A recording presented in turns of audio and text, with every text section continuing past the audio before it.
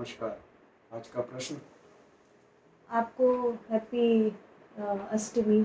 ओह, आपको भी हैप्पी अष्टमी। जय माता दी। शुभ नवरात्रि का आज अष्टमी है। माता जी जी की कृपा सब पे बनी रहे। जी देवी, तो आज आप प्रश्न करिए देवी के रूप में। नहीं।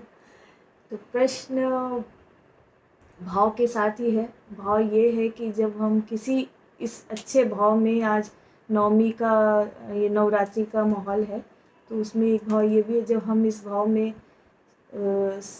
किसी को कुछ करते हैं तो हम सोचते हैं हमने कुछ किया, उस कुछ किए को हम 10 बार याद करते हैं या याद कराते हैं। एक भाव ये होता है, और एक होता है हम भूल भी जाते हैं। तो एग्जैक्टली क्वेश्चन ये है कि सेल्फिश और सेल्फलेस में क्या अंतर है। अति सुंदर प्रश्न है। अब आपने जितनी सरलता से पूछा, उतनी सरलता से शायद मुझे इसका उत्तर देना चाहिए। हाँ, या सरल मेरे मुख भाव से ही निकलना हमेशा चाहिए। सही रहता। आप सेल्फ से क्या समझती हैं? मतलब स्वयं, स्वयं, मैं। हाँ। मैं। सेल्फ का मतलब इंग्लिश में जैसे सेल्फ कहते हैं, हिंदी में हमने मैं लिया या स्वयं को लिया, स्व। अब इस स्व को कभी अगर आप एनालिसिस करिए कि मैं हूँ कौन, तब आपको अपने प्रश्न का उत्तर धीमे धीमे धीमे समझ में आएगा। अभी अगर मैं आपसे पूछूं आप कौन है, तो आपको बताना आसान है या मुश्किल है?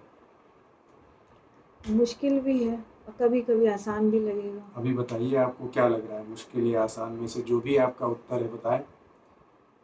मैं कौन हूँ? हाँ, सेल्फ आपने बोला ना। जब तक हम सेल्फिश या सेल्फलेस तभी समझेंगे जब हम सेल्फ पहले समझेंगे। नहीं, अभी आप बताइए। तो जैसे अभी मैं आनंद हूँ, मैंने बोला, आपने मेरे को पूछा who are you, I said कि आई एम आनंद। अभी आनंद क्या है? आनंद शरीर है, या आनंद इस शरीर के मस्तिष्क पे बैठा हुआ माइंड है? मेरी नज़र में अगर मैं अभी जो एग्जैक्टली इस टाइम समझ पा रही, तो आनंद एक स्वरूप है, एक पर्सनालिटी है जिसका नाम आनंद श्रीवास्तव है। जी, मेरी तो नज़र में ये है। बट पर्सनालिटी किस चीज से बनी है? आपकी पर्सनालिटी में ये शरीर है, और आपने देखा मृत्यु में ये शरीर यहीं रह जाता है। तो इसका मतलब आपकी पर्सनालिटी सिर्फ शरीर नहीं है, शरीर के साथ कोई और भी चीज है। तो आप कहते हैं, जनरली कहा जाता है वो है माइंड। ठीक है, तो आनंद के साथ जो शरीर है उसके साथ एक माइंड है। यूजुअली हम उसी को पर्सनालिटी कहते हैं। उसके बाद आती है आत्मा की बात, जो रियलिटी में स्व होता है। लेकिन हम लोग जब तक संसार में होते हैं और इस चीज का एहसास नहीं है, जैसे कृष्ण जी ने गीता में बोला कि तुम आत्मा हो, तो अमूमन लोग उस आत्मा को भुलाते हैं, उसकी बात ही नहीं करता भी है तो कुछ बड़ी बड़ी बातें कर जाएंगे, हमारे अंदर रोशनी है, भगवान छुपा है, ऑल दोस। तो हमारी पर्सनालिटी बेसिकली हम अपने आप को मन और शरीर के कॉम्बिनेशन को मानते हैं। तो शरीर तो आपने देखा ये जड़ है, मृत्यु में यही रह जाता है, बट हम कहीं और चले जाते हैं। तो वो क्या है? वो मन है। अब मन के दो पार्ट हो जाते हैं।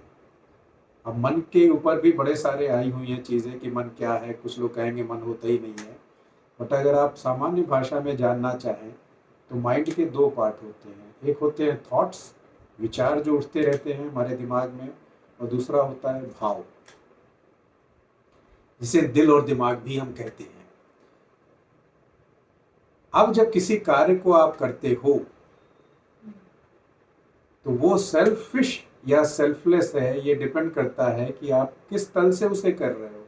अगर मैं आपको सिर्फ एक शरीर मानता हूं और मैं एक शरीर हूं, तो मैं आपके लिए क्यों कुछ ऐसा करूंगा? मैं अपने लिए सिर्फ सोचूंगा।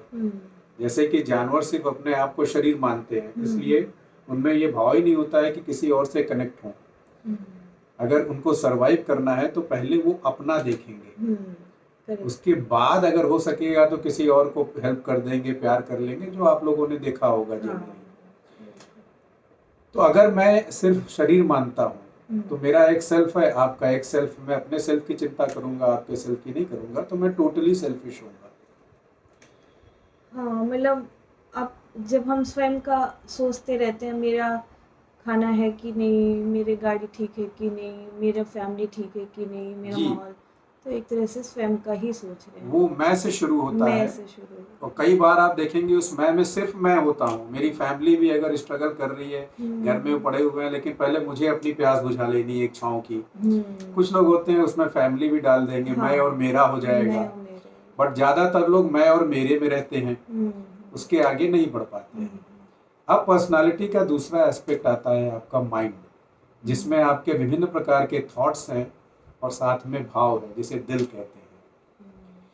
अब भाव एक ऐसी चीज है जो विचारों को उत्पन्न करती है और विचार वहां से कर्म करते हैं।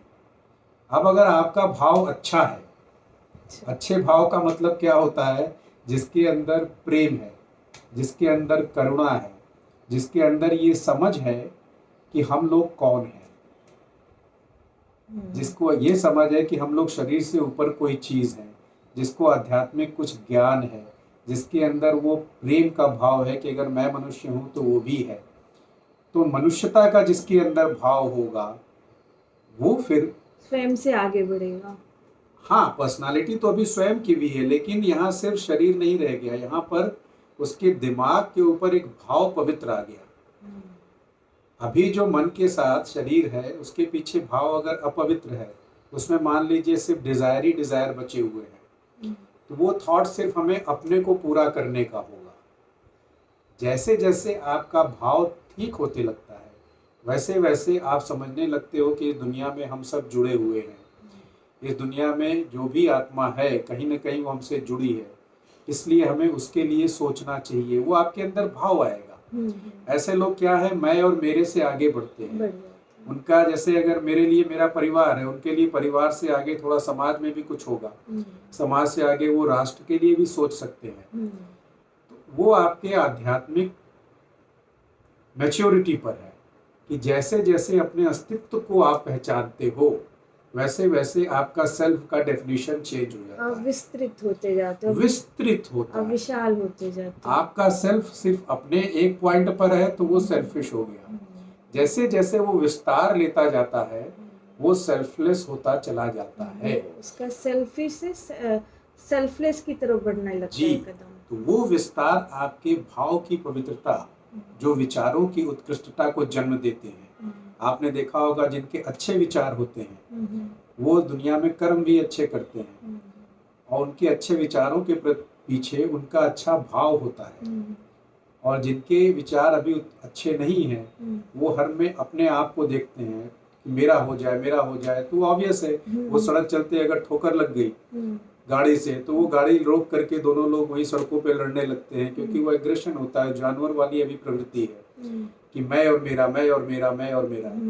वो नहीं समझ पाते कि अरे भाई चल रही है गाड़ी, हो जाती है, कई बार गलती से भी हो जाती है सिचुएशन, तो क्या हम थोड़ा बेटर बिहेव कर सकते हैं? और हमने पूरे ट्रैफिक जैम करा दिया है, बट हमें कोई चिंता नहीं है। चिंता में ये नहीं हो रही कि हमारे साथ हम तो परेशान हैं, साथ के साथ हजारों लोग को भी कर रहे हैं। बिल्कुल, तो सोचिए वो कितने सेल्फिश हैं। उनको बस ये है कि मेरा हो गया, मेरा एक्सीडेंट हुआ, हम अपना जब तक निकाल नहीं देंगे हम अपना काम करते हैं। तो यही है सेल्फिश और सेल्फलेस। जैसे जैसे आपकी पर्सनालिटी विस्तृत होगी, ऊंची उठती जाएगी, वैसे वैसे आप सेल्फलेस होते जाओगे। आप अपने अंदर, आप कह सकते हो आपका सर्किल बढ़ता जाएगा और उसमें आप लोगों को शामिल करोगे उनके दुख सुख के लिए। और जो सेल्फिश होते हैं कई बार उनका भी सर्किल बहुत बड़ा होता है, बट वो सिर्फ अपने फायदे के लिए, जिनसे वो जुड़ते हैं उनका भी, वो भी अपना फायदा सोचते हैं और ये भी अपना फायदा सोचते हैं। तो यही है सेल्फिश और सेल्फलेस में अंतर है। ये सेल्फलेसनेस एक और लेवल आगे जाता है जब आप अपने पर्सनालिटी में आत्मा को ले आते हैं। जब तक आप आत्मा नहीं समझ पाएंगे तब तक आप रियल सेल्फ नहीं समझते हो। तो जो भी व्यक्ति, जो भी कोई महापुरुष ऐसा है जो आत्मा के लेवल तक पहुंच गया, वो टोटली सेल्फलेस हो जाता है, क्योंकि उसके लिए हर एक चीज अब बदल जाती है। वो हर एक चीज को आत्मा के रूप में देखता है।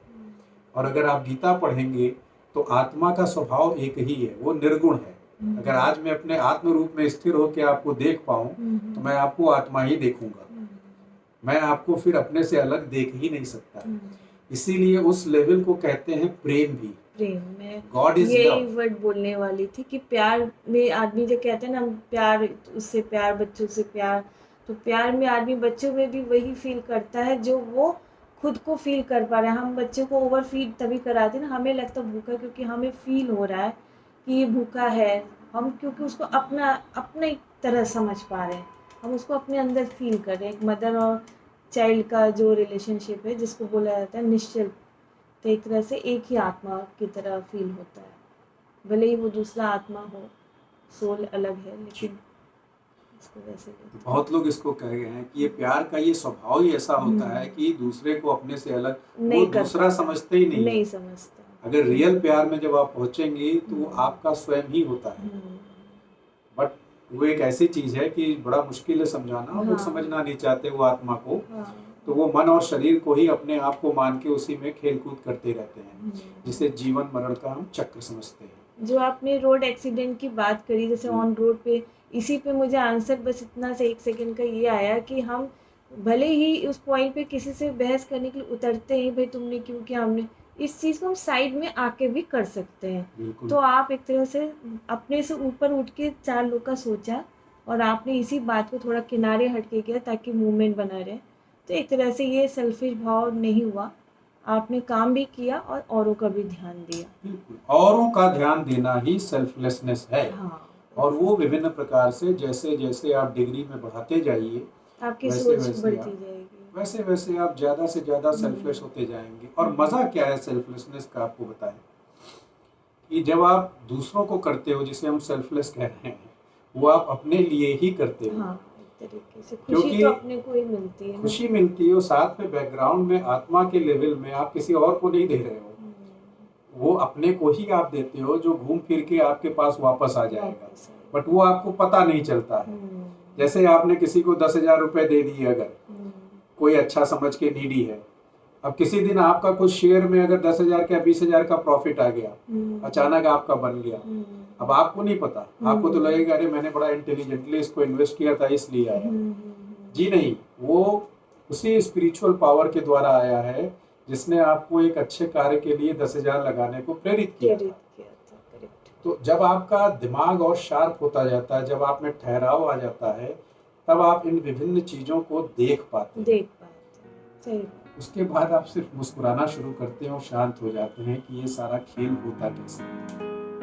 मेरे ख्याल से आज के लिए इतना ही काफी। थैंक यू, धन्यवाद।